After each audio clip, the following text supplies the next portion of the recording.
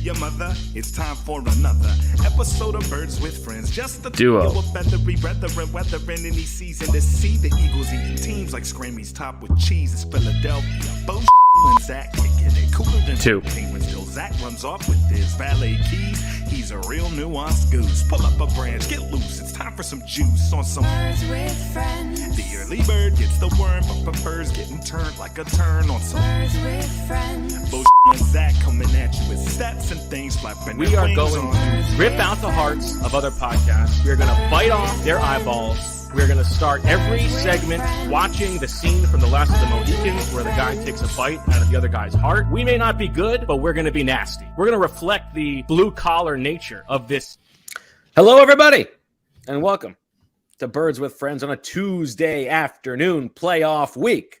Bo Wulf, Zach Berman, Marissa Dunn here to talk about Saturday night's prime time divisional round matchup against the New York Football Giants. The third time these two teams will play each other within a matter of 6 weeks. This is class versus crass. We've got Zach to talk about all of the parts of this matchup, what's going on with the Eagles, the injury report. But the people want to know. Everybody has been reaching out. They want to know what Zach thinks about the comments from Nick Sirianni today that astute Eagles fans are calling #Pizzagate. So the context for those who did not tune into the press conference today is Nick Sirianni was watching the game on Sunday like all of us were, the Giants-Vikings game. Bo asked him the question about where he watched. I asked him the question and he didn't give a great answer. Yeah. And then you got to give respect to Tim McManus. He circled back at the end of the press conference. He's like, hey, back to that question. Could you give us a better answer? Yeah, he wanted more color on it. Yeah. And Nick Sirianni was in the mood for stuffed crust Pizza Hut pizza. Am I saying it correctly? I don't eat Pizza Hut. So tell us how you really feel, nose Zach. In the air, pizza snobbery from the Burma man. No, what are you talking about? I thought a day with pizza is better than a day without. Sure, I would eat Pizza Hut, but you don't. I mean, typically there's better pizza around you. I think I don't think that's a stretch to say in Philadelphia. But that he wanted the stuffed crust variety, and I think he said he can't have it at home. Right. So he had it with the guys in the offensive staff meeting room. All the time diet at the Sirianni household. No pizza. Kevin Patua wanted the volume down. Nick Sirianni wanted the volume up. And they were just a bunch of football coaches eating stuffed crust pizza. He would not reveal whether it was pepperoni or sausage, but he had the competitive advantage. Yeah. Yes.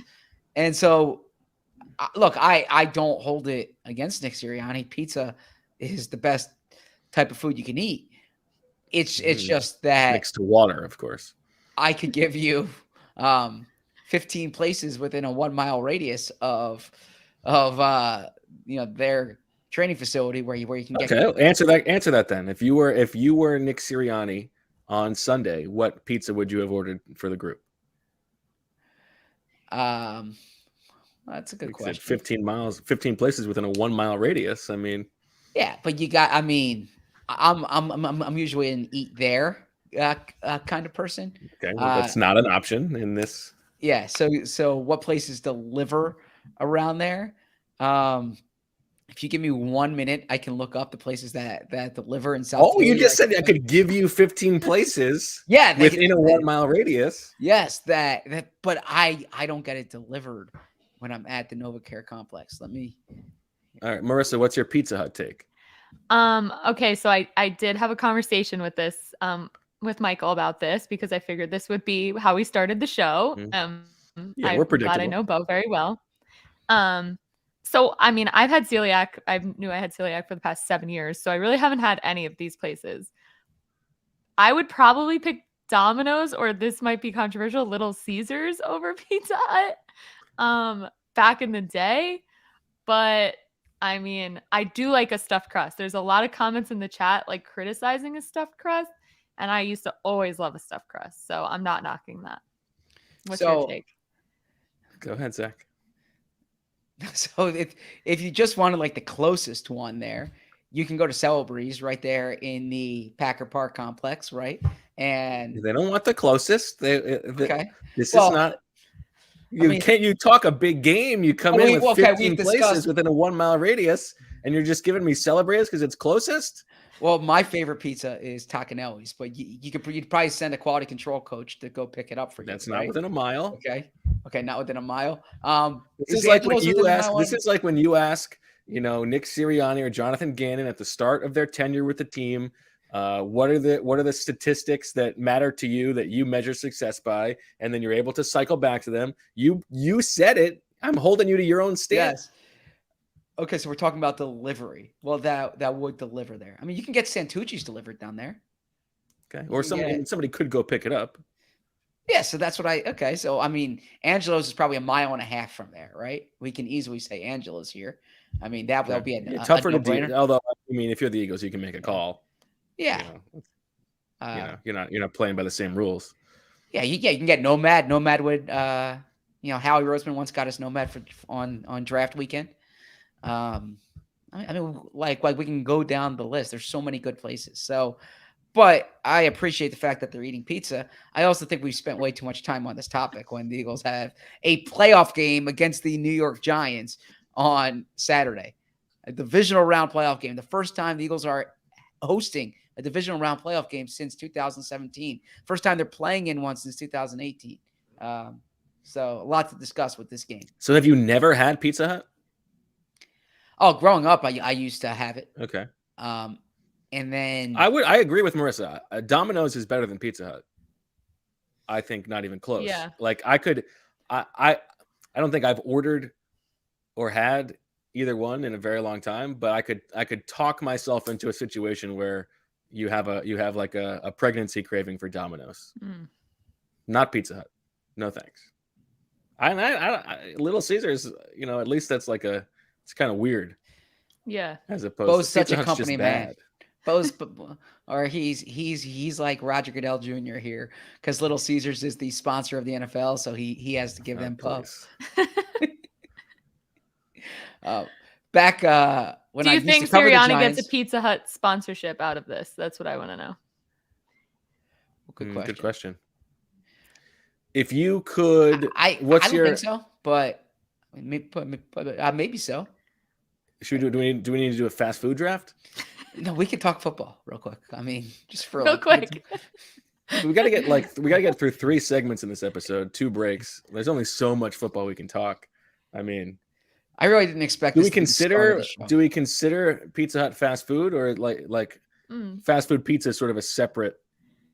Yeah, that's separate. I think it's separate too. It doesn't have a drive-through. I feel like fast food is drive-through. That's what I would consider. Interesting. Okay, so that takes some of my options off the table then.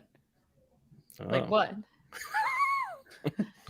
Well, like a Five Guys. Name all 15. Or, a Panera. Okay. Panera like has drive-through. Panera is a chain. It's not fast food. Isn't McDonald's a chain? Isn't Burger King a chain? But Wendy's a chain? Yeah, those are subsets, but Panera is not fast food. Okay, so I guess it's the fast casual brand if you're going into the marketing genre. I'm thinking of a place where you go, you order, and you get it as fast food. A place where you're not there's not like wait service, right? That's what I would distinguish. But if we want to go traditional fast food, then you're talking McDonald's, Burger King, Wendy's, Taco Bell. Yeah, that's what I would think. Fast food. Okay. All right. Bojangles. Yeah, I mean, we don't actually have to do the draft, but it's Chick-fil-A. Chick-fil-A. Of course, yeah. Okay, so then of course you love Chick-fil-A is Chick-fil-A, number one. Oh yeah. Of course. Does it have to be in a student union? Zach, do you also? Let me ask you this, Zach. Do you also hate M&Ms? I like M&Ms. I don't eat candy very often, but you put M&Ms in a cookie, I love it. You put it, put M&Ms in a brownie. You put M&Ms on. Yeah. How do you feel about Hobby Lobby? Oh, I love Hobby Lobby. What's Hobby Lobby? Is there something I'm allowed to Google? The store Hobby Lobby? Yeah. Yeah, where you get like all those like little signs and stuff. Okay, so Why is it a controversial thing to like Hobby Lobby? yeah, I mean, I'll let you guys stand on the side of Chick-fil-A and Hobby Lobby, and I'll be on the other side. If that's, Oh no, if you I don't. mind. I don't know what the meaning behind it is. I just like the little trinkets in the store. I like Chick-fil-A's chicken sandwich. Okay. And their ethics, you like you. Bo, no, please don't paint me into this corner. I I didn't know. Chick-fil-A's I food. didn't know those things either, Zach. Yeah, okay. No, I'm aware of what he's talking about here, but I'm not. I think you can separate the chicken sandwich from everything else. You But separate anyways, the art from the artist. very much so. Yes. All right. Let's get to football. Wow, we started on Pizzagate and we're ending very close to Pizzagate. With that in mind, I guess we send it over to the Stone Cold Newsman himself, live. You threw me off my game. Outside a Chick-fil-A with all his evangelical friends. It's Zach Berman with the latest on the playoff Eagles.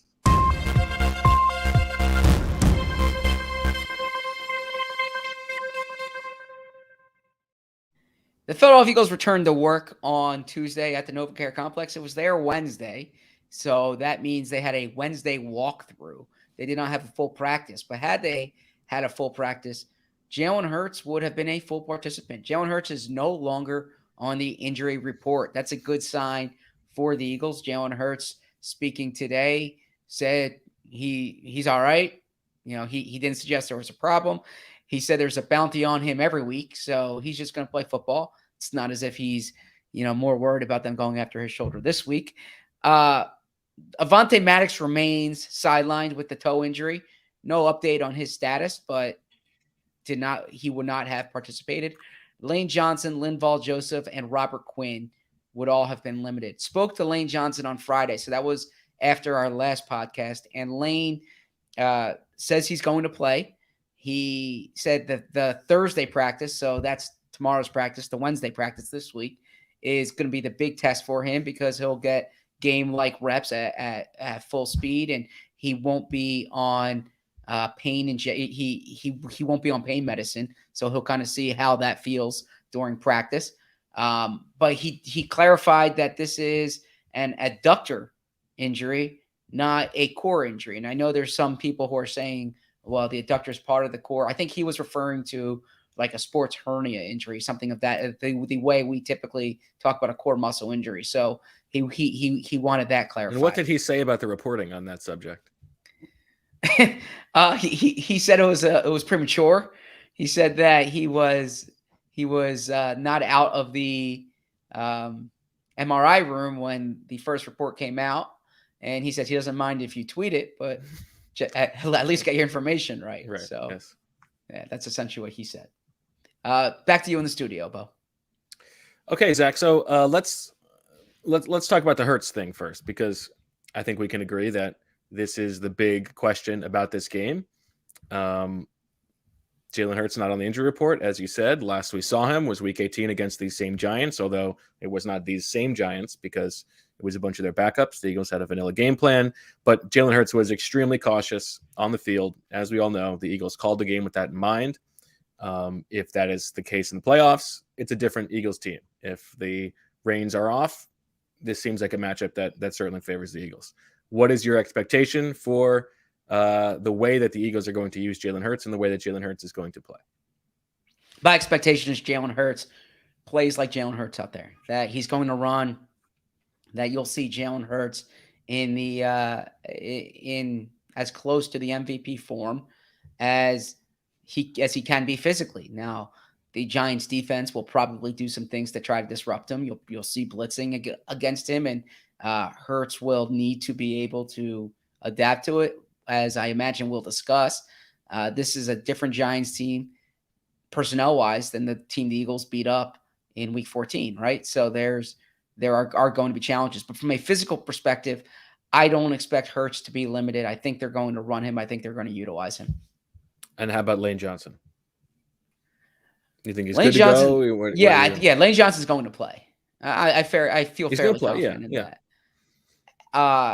Do you think it's like a very tepid try it out? Like this is we should expect a Jason Peters like game from him? Or no, so he referred to players who've played with this injury. He mentioned Cameron Jordan played in the playoffs 2019, I believe it was, with this injury. He was actually, when I last spoke to Lane, so that was Friday, he was trying to get in touch with Cameron Jordan to find out about playing with it. I think there's going to be pain, and he says this is going to be easier to play with. I don't know if he used the term easier, better to play with than the ankle injury. He said I thought he was talking about the actual rehab part. The actual rehab, maybe so. Like the nuisance of it. It could be that. I had asked him a question about, like, for those who've known him for 10 years, it seems every year he's playing with something, right? And in that answer, he said like he'd rather have this than the ankle. So perhaps he was talking about the rehab. I was asking about like trying to play through it.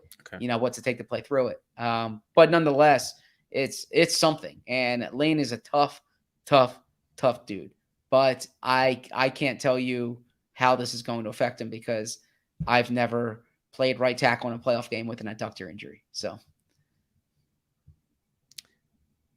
what do you think you would do best at? Playing right tackle in a regular game, playing a different position in a playoff game, or just doing anything through an adductor injury? Which of the three parts of that thing that you've never done is the most difficult? Well, I would say anything is a very ambiguous term. So doing anything through an adductor injury would be the route I would take. I would probably there's probably activities I could do with an adductor injury that would far exceed what I could do as a right tackle or any position playing in a playoff game. Freaky. All right. And if you had to play a position in a playoff game, what position would you play? Long snapper. Or I'm sorry, not long snapper, holder. Holder. That's a high profile thing. Everyone's depending on you. Don't you think the team would be better off just like making you a wide receiver and forgetting about you and just keeping you out of the play? If you're the holder and you blow it, everyone's talking about you. It's a high profile one. You don't worry about that. I mean, if you're worried about everyone talking about you and you're worried about the pressure, you shouldn't be playing in a playoff game as it is, right? That's. I guess you could just be the holder and then they choose not to kick field goals. Or I guess what's the worst thing that could happen? They miss 4 straight extra points. I mean, you run to the fire. You don't run away from it, right? So in this case, like, ask not for a lighter burden, ask for broader shoulders. If I'm the holder, I would learn how to hold. But I said holding because I think like I'm physically capable of catching and spotting a football with enough practice. I don't know if I'd be particularly good at anything else on the football field, but I'm confident that I don't know if I'd be good at it, but I think I could. If like I was the last person that they could get holding it, I'd be like, okay, I can hold. How do you feel about this, Marissa? I feel like this is a combine activity we have to test out when we're all in Indy. Wow. I got to tell you, I know someone that could snap you the ball. Perfect. I've really tried. Kenny Pickett? I've really been trying recently to like before we come on the podcast to like gather my thoughts, have some notes to go to. And it seems every podcast I'm throwing off my game in the first segment.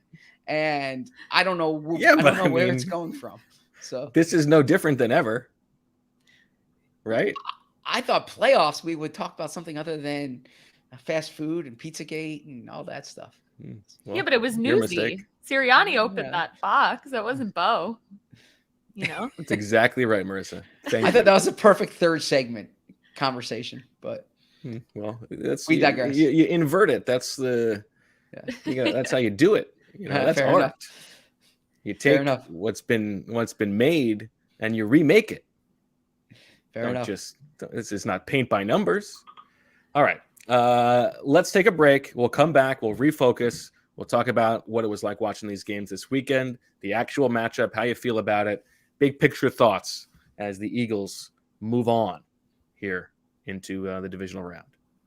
Happy New Year from our friends over at Manscaped. The ball has officially dropped, but that doesn't mean you have to drop the ball on your balls in 2023. Whether you had a New Year's kiss or not, the leaders in below-the-waist grooming have you covered for your much-needed resolution of bringing sexy back. Join the 7 million men worldwide who trust Manscaped. With our exclusive offer, go to manscaped.com and use code BIRDS for 20% off free shipping.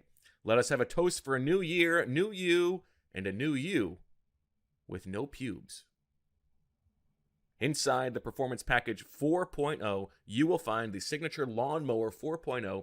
The advanced skin-safe technology reduces cuts and nicks on your delicate parts. It also comes equipped with a 4000K LED spotlight that will shine a light to the promised land 2023 looks to be. To complete the set, Manscaped throws in their shed travel bag and anti-chafing boxer briefs as free gifts to keep all your goodies stored comfortably. Don't forget about the Crop Preserver, the Crop Reviver. It's all good stuff. These products are the absolute perfect follow-up after your New Year's gym sessions. Cheers to new balls in 2023. Get 20% off and free shipping with the code BIRDS at manscaped.com. That's 20% off with free shipping at manscaped.com and use code BIRDS. Time to feel sexy and free this 2023 with Manscaped. Many men want a better sex life, but up to 50% of men have symptoms that get in the way of wanting or enjoying sex. Roman is here to help. Roman is the digital health clinic for men, addressing a variety of sexual health needs and offering genuine medication that helps achieve and maintain your sex goals. In men with low T, getting testosterone levels back to normal can help increase your libido. Roman offers a testosterone test, which includes lab processing, and if it's appropriate for you, treatment for low testosterone. So how does it work? First, complete an online visit detailing your symptoms and medical history. A U.S. licensed healthcare professional will review your information and make a personalized treatment recommendation. Roman will ship your treatment in discreet packaging with free 2-day shipping if prescribed. At Roman, there are no waiting rooms. There's no hassle. It's just a straightforward digital experience from the comfort of home. If medication or testing is appropriate, Roman will send it directly to your door. Everything arrives in discreet packaging with free 2-day shipping. To learn more about how you can achieve your personal sexual health goals, go to ro.co/athletic today to get 20% off your entire first order. That's ro.co/athletic. Do you guys have a coach growing up who used to tell you, you look good, you feel good, you play good? We had one of those. And I think there's something to it. You know, you look good, you feel good, you're going to perform better at whatever you're doing. Well, that's where Rhone comes in. Men's closets were due for a radical reinvention, and Rhone stepped up to the challenge. Rhone's commuter collection is the most comfortable, breathable, and flexible set of products known to man. And here's why. They've got product for every occasion. Rhone helps you get ready for any occasion with the commuter collection, which offers the world's most comfortable pants, dress shirts, 3/4 zips, quarter zips, polos, whatever you want. You never have to worry about what to wear when you have the Rhone commuter collection. It's mobile. It looks good. It's comfortable. It's got this stretchy fabric. We love a stretchy fabric. And there's odor-free technology with Gold Fusion, anti-odor technology. You'll be smelling fresh and clean all day long. And on top of that, Rhone is 100% machine washable, so you can ditch the dry cleaner altogether. It's comfortable. It's mobile. It's flexible. It's versatile. It's Rhone, baby! The commuter collection can get you through any workday and straight into whatever comes next. Head to Rhone.com/BWF and use promo code BWF to save 20% off your entire order. That's a big chunk of cash. That's a lot of lettuce. 20% off your entire order when you head to RHONE.com/BWF and use code BWF. It's time to find your corner office comfort. Upgrade your closet with Roan and use BWF to save 20% off at roan.com/BWF. All right, back on Birds with Friends. Bo, Zach, and Marissa. And Zach, we heard from Nick Sirianni about what his Sunday was like. Tell us what it was like from your perspective watching that Giants-Vikings game, a Vikings team that we have talked about as not as good as their record all season long, a Giants team that we have seen twice, although really only once, at close to full strength. Seeing them perform so well in that game, how you felt immediately about the matchup with the Eagles, and just like initial thoughts on how things turned out for the Eagles over the course of the weekend. I thought that was a good scenario for the Eagles, and not to take it away from the Giants. They're better than I certainly anticipated going into the year, and that's a very well-coached team, and they're going to make it tough on you. But I think the Giants were the best outcome of the potential opponents they could play. Better than the Seahawks?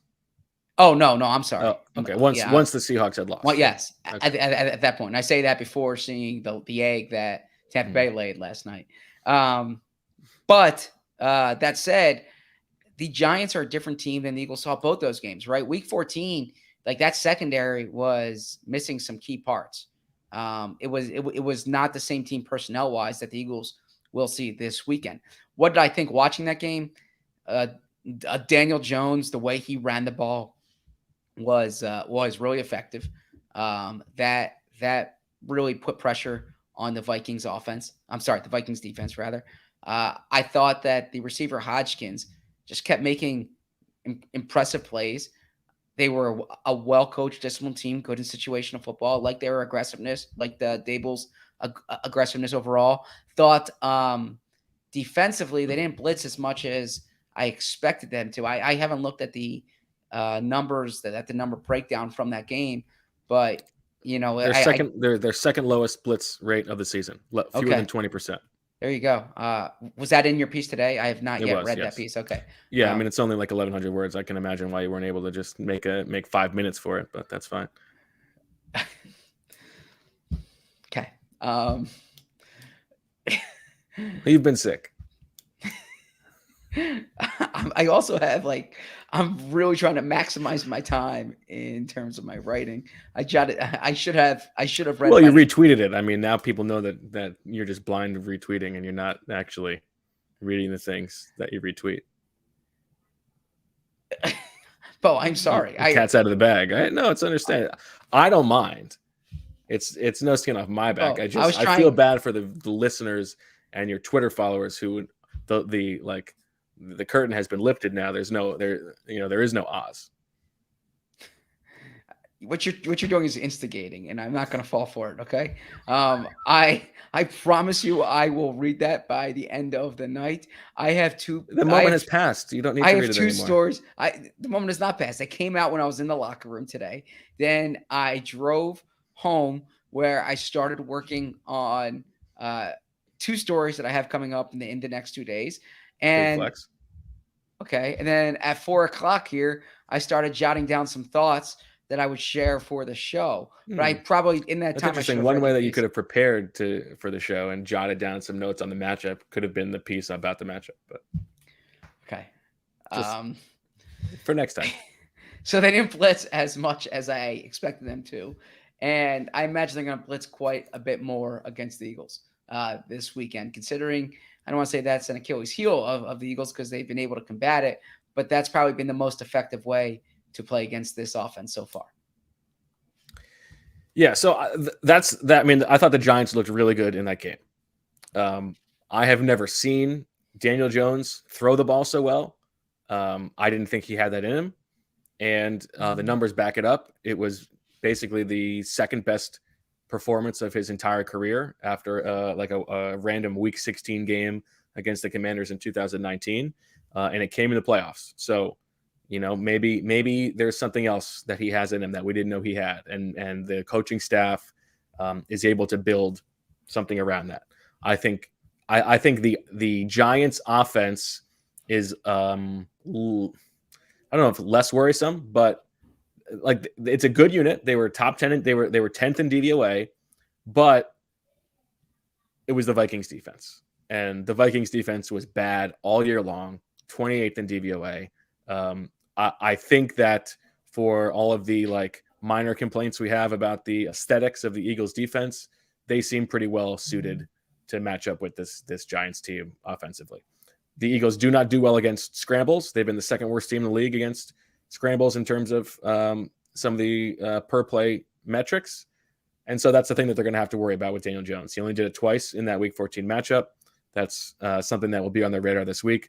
But I like if Daniel Jones is going to beat the Eagles by throwing to Isaiah Hodgins and Darius Slayton and what's the other, Richie James against CJ Gardner-Johnson, Darius Slay, and James Bradbury, you tip your cap.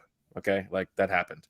On the other side of the ball, it is interesting, and this went for the offense too. Their tendencies, they broke them on both sides. You said it, Zach. They blitzed much less frequently than they did.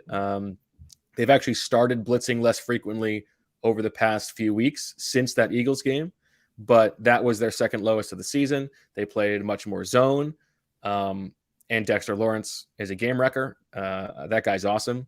The Eagles are pretty well suited to handle him too, but I think that if you're worried about this, it's that this Giants team is not really who we saw in Week 14. 2 of the Eagles' 3 losses this season have been rematches against NFC East opponents. So this is a thing that is in the air for them. All of that said, like, this is exactly what you fought the number 1 seed for. The Eagles are rested. They are, for the most part, healthy. They are at home. They are playing a Giants team that has 1 fewer day of rest than normal, coming off a trip to Minnesota. If they can't win this game, they should be ashamed of themselves. They are the more talented team. Everything is lining up in their direction. There might be some things that make you nervous, but matchup-wise, the Eagles should be able to roll in this game, I think. Yes, I agree with that sentiment specific to this game, and then overall about the Eagles' position. And I was talking to you about this before the press conference today, right? If you told someone before the year that they would have Daniel Jones and potentially Brock Purdy in their way of making the Super Bowl, you would say, where do I sign up? And I kind of feel that way about this Giants matchup, that as well coached, as tough, as like all these positive adjectives you can use for the Giants, they're still a team that has deficiencies personnel wise. They're still a team that has not been like particularly impressive metric wise this year. They've won some close games. I give them credit here, but there probably isn't a matchup here where you say the Giants have a decided advantage. Right now, the Giants have a good defensive line, and Dexter Lawrence is awesome, and he is the type of defensive tackle who can give Jason Kelce problems. But the Eagles have seen Dexter Lawrence in his career, right?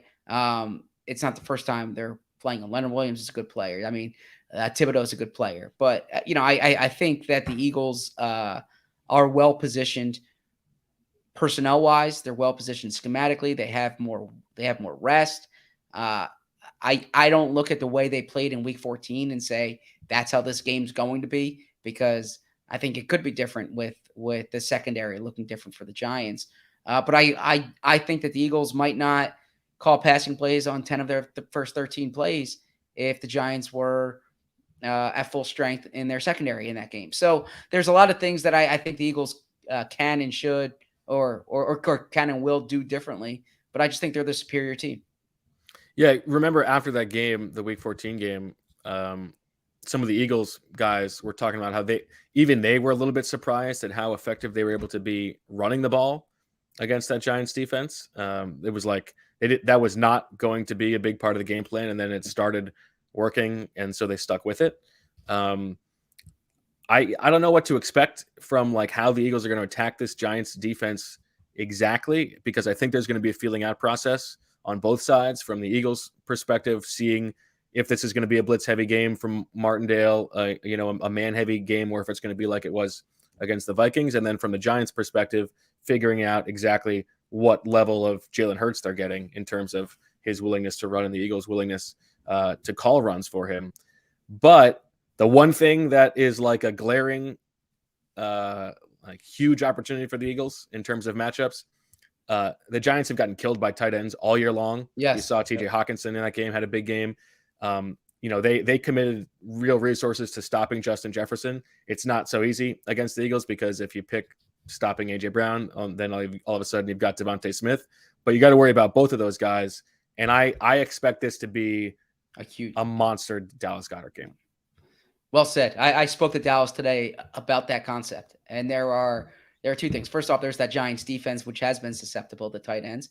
And then in addition to that, the Eagles zone beaters this year have often been quick passes, right? And part of that is to Goddard. And that's a topic that I discussed with him. He said there are some times when like he helps out in the blocking, but then there's sometimes when he leaks out and he's that quick option.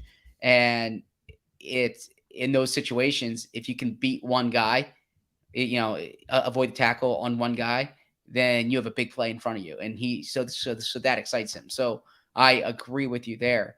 I think that there are a lot of things in this matchup that favor the Eagles, but there was a lot of things in last week's matchup that might have favored the Vikings, right? So time will tell. Okay. I guess any other thoughts on the games from this weekend, Zach? Jacksonville, what a comeback. What a great game. Yeah. Right. Great play calling down the stretch by Peterson. I thought the 4th and 1 run was just so well designed. Huge play there.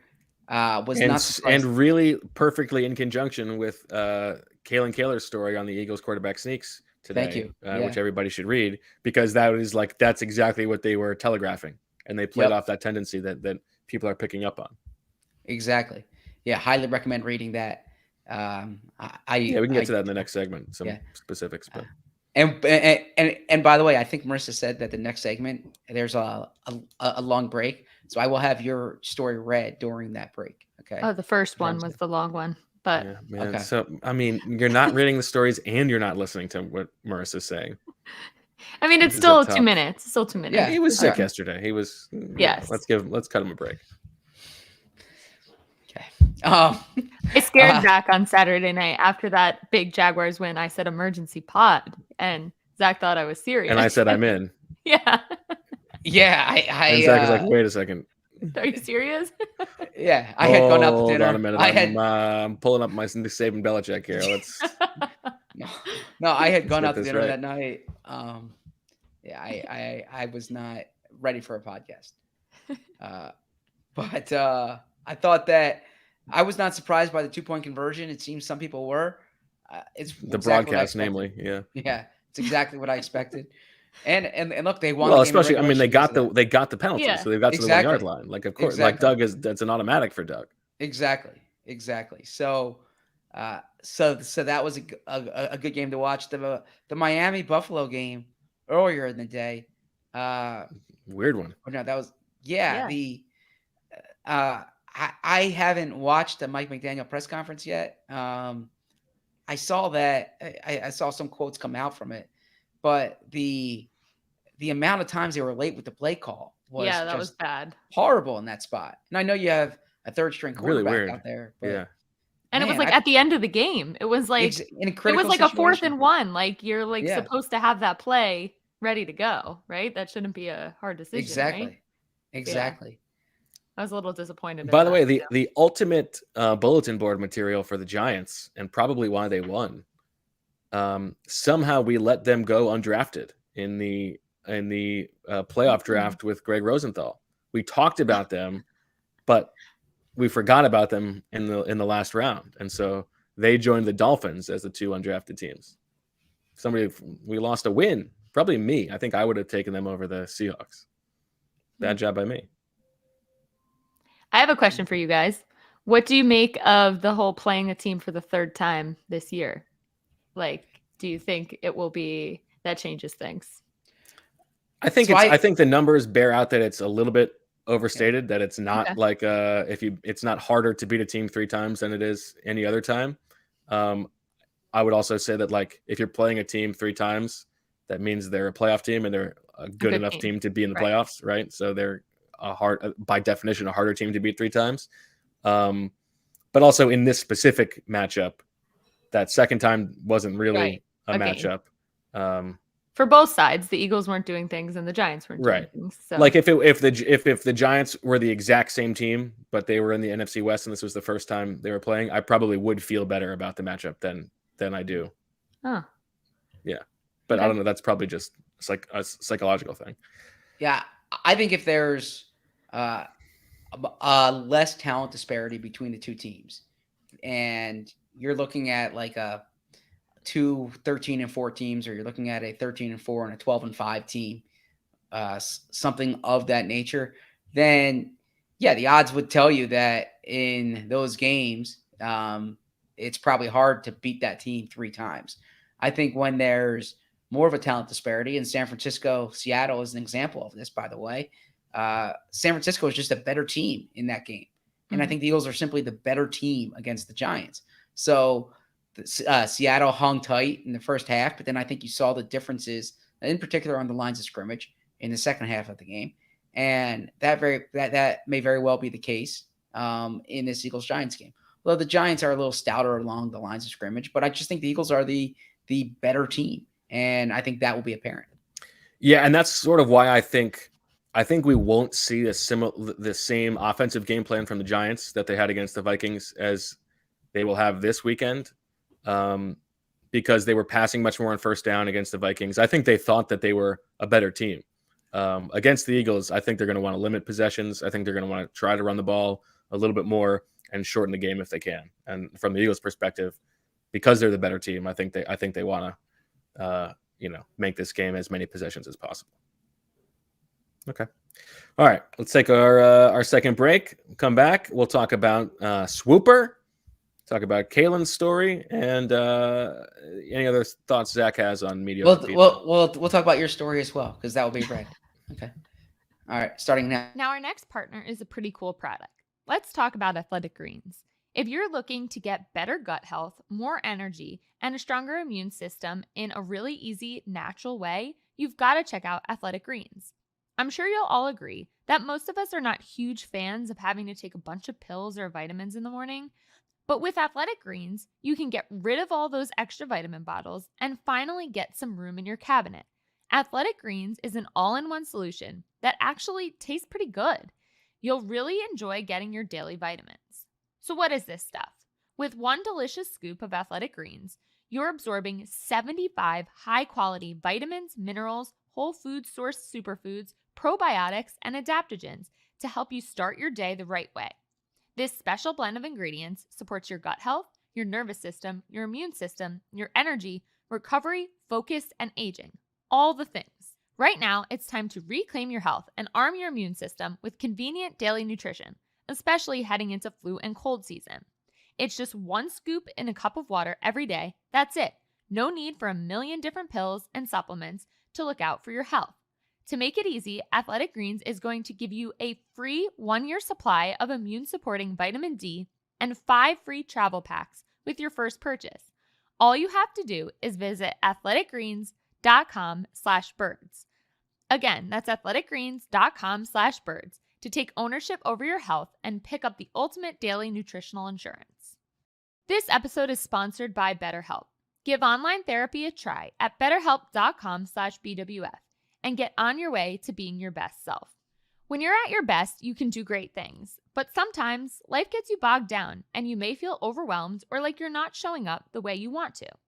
Working with a therapist can help you get closer to the best version of you. Because when you feel empowered, you are more prepared to take on everything life throws at you. If you're thinking of giving therapy a try, BetterHelp is a great option. It's not only convenient, but it's also flexible, affordable, and entirely online. Just fill out a brief questionnaire to get matched with a licensed therapist and switch therapists anytime for no additional charge. If you want to live a more empowered life, therapy can get you there. Visit betterhelp.com/BWF to get 10% off your first month. That's BETTERHELP.com/BWF. All right. Back on Burns with Friends. Bo, Zach, and Marissa. Let's look back at the impromptu swooper scorecasting for Wild Card Weekend. A great bit of benevolence by me to allow this to even happen, and in service of the show. I mean, it was so exciting. So thank you. You're very welcome. So, Zach, you had the 3 backup quarterbacks starting this weekend throw for at least 971 yards. That did not happen.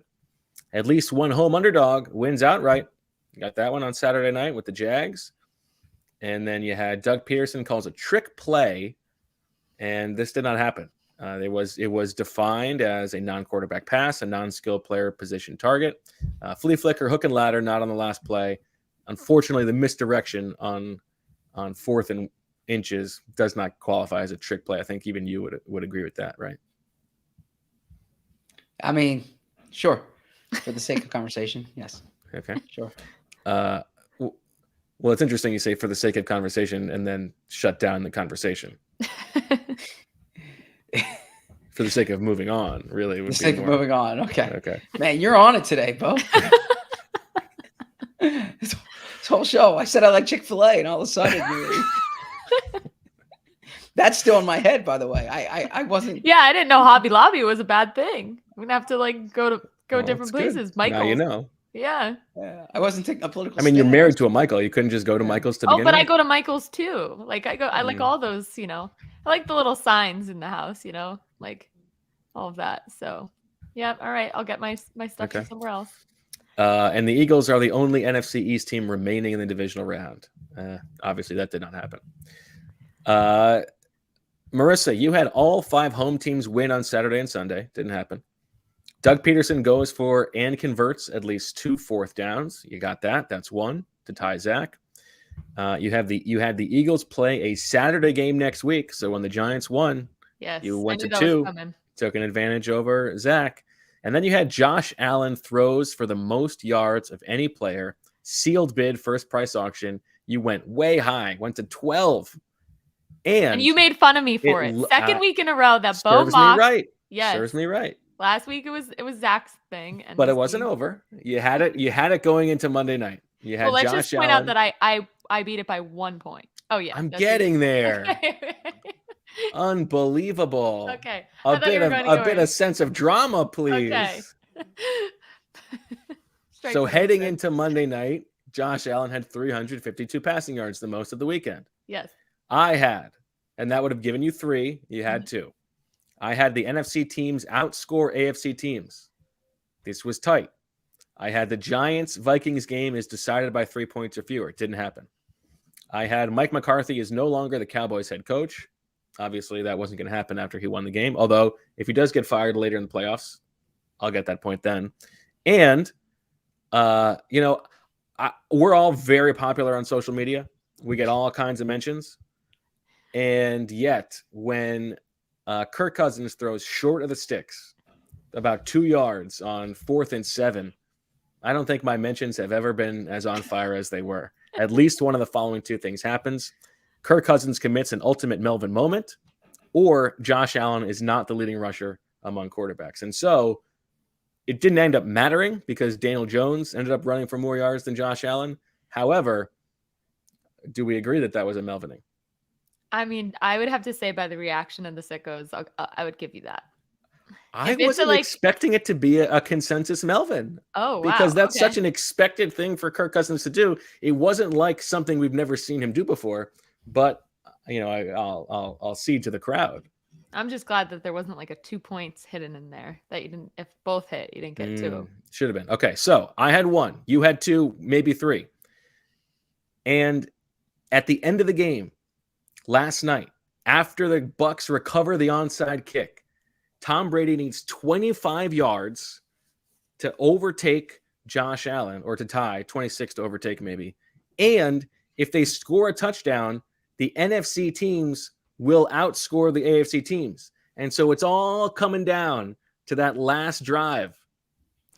And Tom Brady threw for 24 yards, 1 shy of Josh Allen, no touchdown. And so I can finally say, I've been on the fence for this for like 25 years or so. I have finally decided I don't like Tom Brady. Well, I was not even like, the onside kick happened. I Screw didn't that even guy. think of it. And then I'm like, oh my gosh, wait a minute. He might actually get there. And then Deniz is tweeting. And every pass, I was like, Michael, how many yards is that? How many yards is that? I got my calculator out.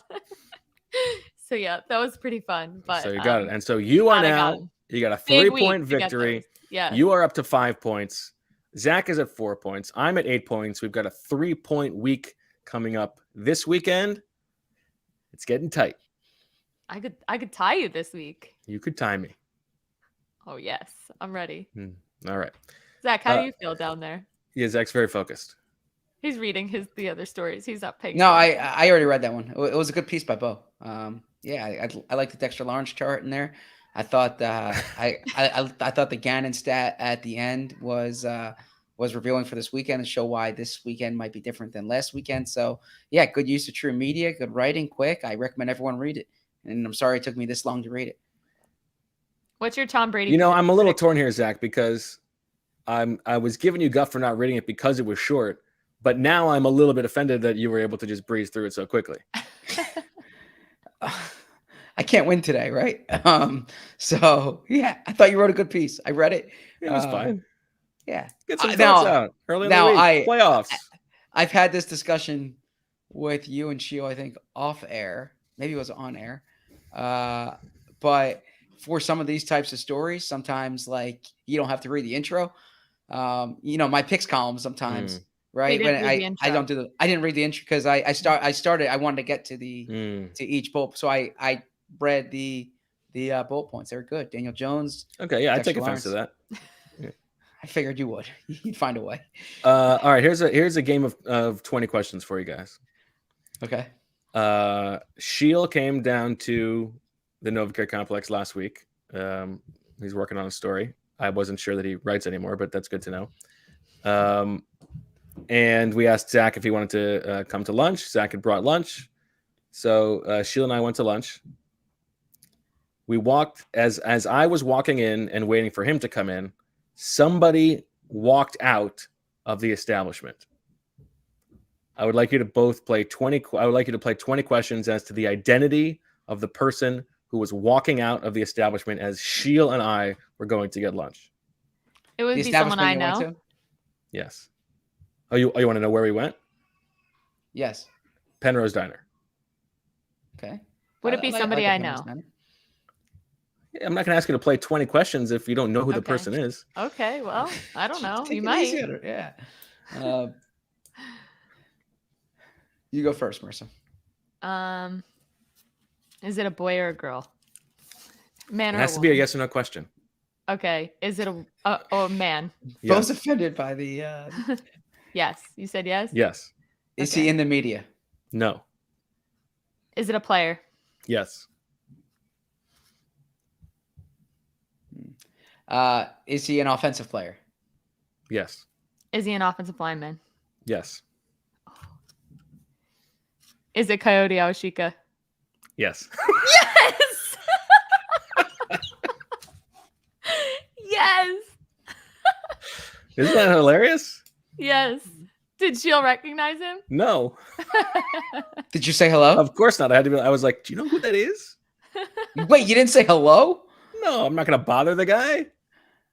I think if someone recognized Coyote Awashika at the Penrose Diner on a Friday afternoon, he would be thrilled. He would seriously. Be thrilled. Yeah. Yes.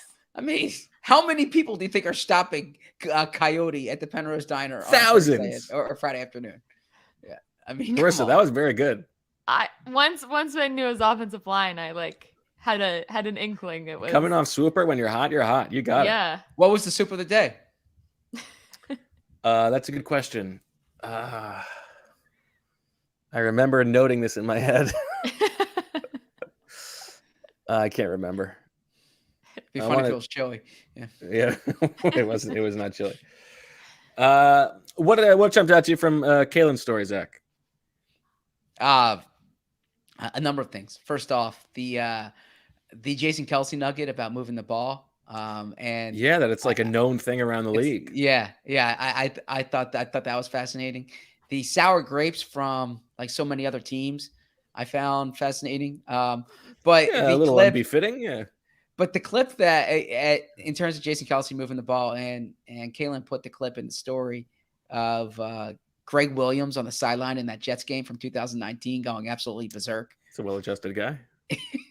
Yeah, that was maybe focus a little more on actually figuring out what you're supposed to do on defense instead of complaining about the ball being moved to half a yard. Yeah, I thought the blitz zero at the end of the game. Yeah, the voice. No, so I'll like I thought it was a really well done story. A lot of the perspective from the Eagles, I've kind of heard bits and pieces of this season. Right, it was the perspective from other teams that I thought, from at least from me reading it, I really enjoyed, because a lot of that I did not know. In terms of the other teams, and and the league sent out a memo in the middle of the Exactly. season because people were complaining about it so much. So that jumped out to me, but really well done. Really recommend it. And there's gonna be more stories from more of our national writers over, this week and the upcoming weeks that make sure to check out. We're gonna have all hands coverage here. Yeah, but also don't forget about your bread and brother. Like don't forget about who brought you. Zach Berman's got you covered too. And Bo Wulf, yes. Yeah, sometimes. Yeah, we got some good Bo I think Wulf it'll be a pieces. good test of Jeffrey Lurie's juice in the league to see if they change the rules on this over the offseason. I don't know if I would go that far. Okay. Because I don't think it's like an Eagles specific thing. It's not. But they do. They do it more than anybody else. But my point is like, now that I would say the same about year, ineligible or man downfield. But like, I don't think it's something that only the Eagles can do. I would imagine this is going to be something that more teams really work on, really focus on during this offseason. And part of that's why the Eagles have been so clandestine about what goes into it. But I mean, with everybody steals in the NFL, right? So I don't think this is a type of thing that's an exclusive advantage for them. They're just a year farther along than some other teams. Right. And they spend more time on it, as Kaylin outlined. So, All right. Marissa, how was your weekend? It was great. We moved home back to New Jersey. It doesn't sound that great. It sounds awful. Well, the packing was, Michael actually was very helpful. I have to give him a big shout out. The Dunn Moving Company. Yes, the Dunn Moving Company was very helpful. So yeah, still trying to go through all my clothes and stuff, but almost all settled back in. And yeah, so happy to be back. There's some good games on this weekend, so it was nice to just relax and watch some football. And Who was it was Michael weird not for? having a pod. It was like my first Sunday without a pod since July, pretty much. So that was weird. What's the biggest difference between New Jersey and Cleveland? Well, I could smell my mom cooking food right now. So yeah, we're at my parents', and it's pretty glorious because our laundry gets done, our dinner. My mom texted me earlier today, "What do you want for dinner?" I'm like, "Oh my gosh, this is amazing." So yeah, that does not happen in Cleveland. That's nice. But yeah, it's nice to see family. Everyone, my little cousins were very excited. Michael was home. They played with him on Sunday. They played football, this little football game with him, and Michael finished and said, "That was actually really fun." They're like 7 and 5. So, he was really moving him. Yeah, it was, like I was crushing him. I forgot how good I am. Yeah. If Michael was at a Jersey diner on Friday afternoon and someone came up to him and said, "Michael Dunn," what would his reaction be? Like, you probably know my wife's family. That's probably what his reaction would be, because I have so many family members within our town. I have like 100 relatives in the town we live in.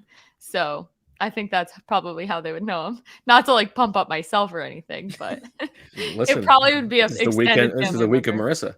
Yeah. Important question from The Truth. What's the NBA Jam update?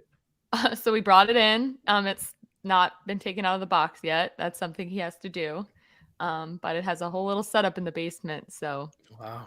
Yes. Yeah. We'll see if that occupies a lot of his time this offseason. But he's already gone back to Test. He's already Test Sports Club. Give them a shout out. And working out. So Michael Dunn says great hello. because then I have some like free time in the afternoon. But yeah, it's been good. How was your weekends? Your first off weekend in a while. Yeah, it was good. Kids got sick, but Zach got sick too. So Yeah, that stinks. It's running around. Yeah, it was a tough. Good to watch. Good to watch games. Had some friends over. There was a tough 36-hour period there for me. Definitely put me behind the 8 ball from a work perspective. There was a lot that I had planned on accomplishing Sunday and Monday that I did not. But you can't control getting sick, Zach. That's exactly right, Marissa. I agree with that. Yeah. I tried fighting through it. My wife was like so frustrated at me because I'm like, I gotta write this. I gotta write this. And then like I couldn't, I couldn't write it. But feel great now. Excited for this week, energized for this week. Was excited for this podcast before the first segment, but yeah, feel great. Got to get yourself some waffle fries. Feel better. Some Polynesian sauce. I mean, look, we don't even go down that road. Reference. I didn't even get it. Like, did you watch the World Cup this year? Ooh, good one, Zach.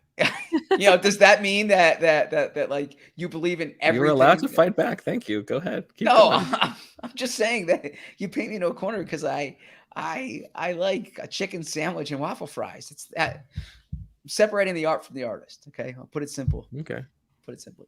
Yeah.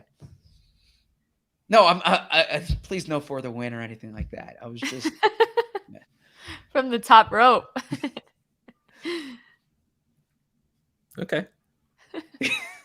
I thought you were going to get on a roll there. How about you? No. I don't want to be rude. I took umbrage to the beginning of the pod, and I was so excited for the playoff discussion, right? Like I was real pumped. Zach, I have 2 questions. Are you excited? A, that it's an 8:15 game, which means like probably a 4 a.m. pod, and B, Eli Manning will be back in Philadelphia. Oh, Zach is going to have a pep in his step. He's going to feel it. He's just going to know that his buddy is within the same building. So don't love that it's the night game, but if the crowd likes it, I'm happy for that. Right. I mean, in the playoffs, hate that it's a night game. You recognize that you're going to have these late nights. Now the the conference championship would be 3:00 if the Eagles won. So it's a little better. That's the earlier game. But yeah, I mean, I've been pretty honest about this. I love Sunday at 1, and also it's one fewer day now that we have to write. It's going to be like a 4 a.m. podcast. Yeah. Yeah. I'm ready. And then as far as Eli, I can't imagine Eli. You will see Eli. If Eli saw me, he wouldn't know who I am. Oh, come on. You're the guy who came up to him in the cafeteria that one time. In Albany. I actually, Mike Garofalo was in was at the Eagles facility today, and I brought that up with Michael. And he was laughing about it. But yeah, I mean, that was in 2000. I haven't covered Eli since 2011, since 2010, 2011. He's seen a lot of short reporters who ask bad questions in that time. So come on. My guess is he would not remember me. But I watched Eli. I'll admit I fell asleep last night during the game. But I had I had Eli and Peyton on when I fell asleep last night. So, All right, I have a real Eagles question for you, Zach. Sure. I know this will surprise you.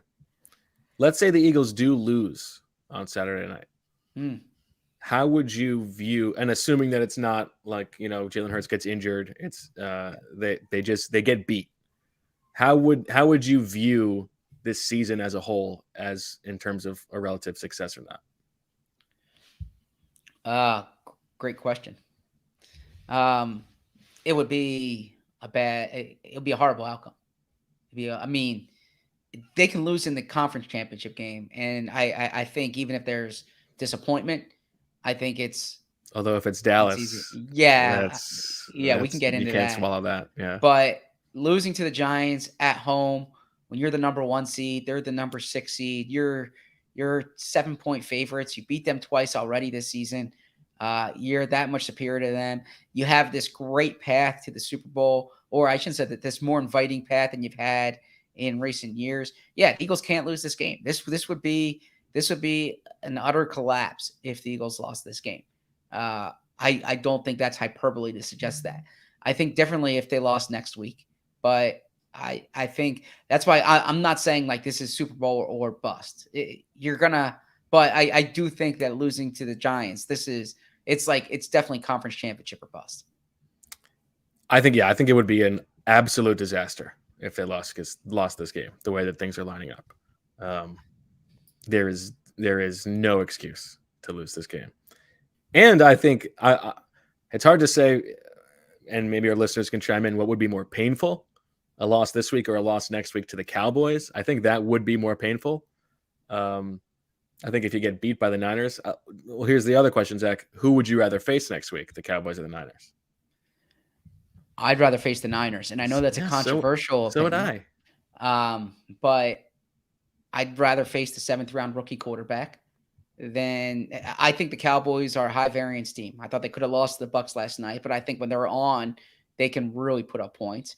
I think that there's a coaching, I don't want to say a coaching advantage because the Eagles have a really good coaching staff. There's a coaching mystery when you go up against the 49ers. You haven't played them yet this year. There's things that you'll see, things that they can do that's different than facing the Cowboys for the 3rd time. But I think the 49ers I would rather face Brock Purdy than Dak Prescott. I guess that's the most succinct way to put it. Yeah, I think I agree with you. I think the Niners are a better team. Yeah. But like if the Cowboys were to go to San Francisco and win, that's a dangerous team. As you were saying it in the initial question, other than Jalen getting hurt, right? It actually made me think. And that's why I paused before. Here's a 2 can you name. 2 can you name the last time that the Eagles had their opening day starting quarterback finish their playoff game?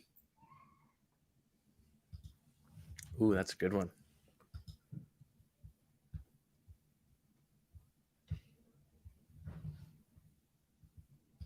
I guess the Chip's first year, Michael Vick, when they lost to the Packers. No, that was Chip's first year. They lost to the Saints, and Nick Foles was the quarterback. Vic had started the season, so it wasn't that. At 2010, they lost to the Packers. Vic was the quarterback, but that's the year that Cobb started. So it was 2009. The Donovan McNabb, they lost to the Cowboys. Yep, 2009. So if you think about all the they were in the playoffs in 2010, 2013, 2017, 2018, 2019, 2021. Actually, no. I'm sorry. Last year, Jalen Hurts. So I totally oversaw last year. I apologize. Yeah, but there was a real competition over the summer with Joe Flacco. Remember that? All right. So those 5. So I should say before last season. It's funny. Last season's playoff game seems to get forgotten a lot. But all right. Sorry about that one. But yeah, before last year, it had been since 2009. So that goes to show you that they've had to turn to their backup quarterbacks quite a bit. Bo's looking up something here. No, I was thinking about the. Okay. I was confusing the when they lost to the Packers on the throw to Riley Cooper. Yep. Yeah. Okay. Speaking of Eagles legends, speaking of Chick-fil-A lovers, all right, that'll do it for this episode of Birds with Friends. We'll be back Friday morning. Is that what we're doing?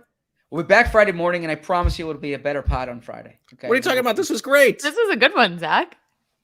Spicy. Like a little spice. Yeah. It's up for debate. But yeah, Friday we will have the injury reports. We don't usually get to do the pod the day before the game, so the hay will be in the barn, so to speak, in terms of our stories. It won't be one of these rush jobs that we typically get where it's like we have 1,000 things going on at once. What a shot at all of our podcasts. Oh, it's not about that. It's just rush jobs. No, how many times are we rushing to the mic, right? Like off-season. That reminds me of a good story. Well, sorry, finish your sentiment. Yeah, so I feel like a morning pod, there's definitely going to be some juice there, and we haven't set the time yet. I mean, I could tell you guys, let's do 5 a.m. Right? I don't think you sign up for let's get the kids to school first, if you don't mind. Okay, yeah, I would agree with that. But yeah, it's gonna be a good pod, and excited. We'll break down every angle of this game, and a lot to discuss. Look forward to it. The story it reminded me of is Rachel was starting a new job, and her boss was giving her, like passwords to different things that she needed to sign into. And so she asked for one, and the boss said it's HNJ. HNJ. It's like, okay, HNJ. And then she writes it down. It's like, Hand J? That's the password is Hand J? And no, HNJ. HNJ. Like, the password is Hand J. All right. There you go. So always remember that one. Dynamite drop in right there. So all of our passwords in the Wulf House are HNJ, Hand J. Obviously not. So there you go. You said rush job. Got me thinking. So you connected rush job to that? Yeah, they both end in job. The story Right. I had remembered it earlier today. I don't know why. It's weird. Well, you're lucky Listen, we're I'm not in working- different seats here, man. If I gave that story, Marissa, what would his reaction be? Oh, this pod would go on for another 30 minutes. I would imagine it was coming off the national championship game and you were watching a little Saban in the booth. Oh my God. All right. Thanks for watching. So. Okay. All right. His story's right. That'll do it for this episode of Birds with Friends. We will see you Friday morning here on YouTube or in your ears, wherever that is. And for Zach and Marissa and Rachel's boss and Nick, we thank you for listening. We will talk to you later. And as always, we love you.